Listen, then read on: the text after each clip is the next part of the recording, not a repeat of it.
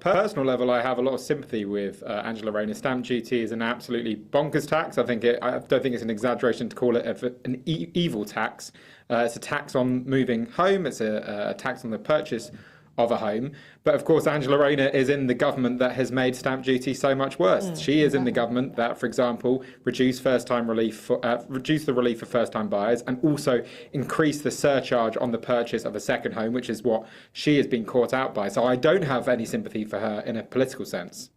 But Elliot, I've got in front of me here a letter that you wrote to the Deputy Prime Minister just yesterday, inviting her to join your campaign, saying that she's fallen foul of the absurdly complex nature of tax, inheritance, stamp duty, all the rest of it, and that perhaps, in light of her present difficulties, she'd like to become a member of the Taxpayers Alliance.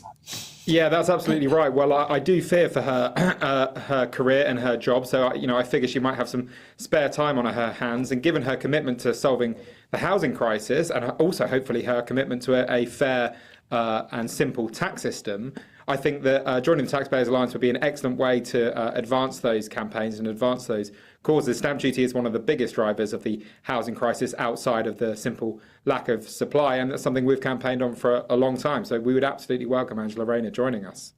Elliot, I mean, she is Deputy Prime Minister, which you have to be intelligent to hold that job. She is also Housing Secretary. If she doesn't understand the rules, there is no hope for any of us. Is her situation now untenable? Does she at least have to step down as Housing Secretary?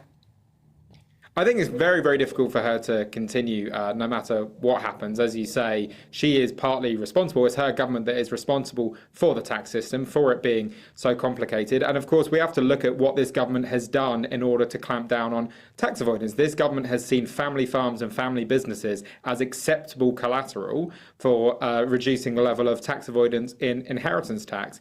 And given how cruel and punitive their policies have been on tax avoidance, I think it'd be very difficult if the Deputy PM, who is not just engaged in legal tax avoidance, but who is clearly engaged, even if unwittingly, in essentially tax evasion. I think it would be difficult to argue that she shouldn't also be collateral.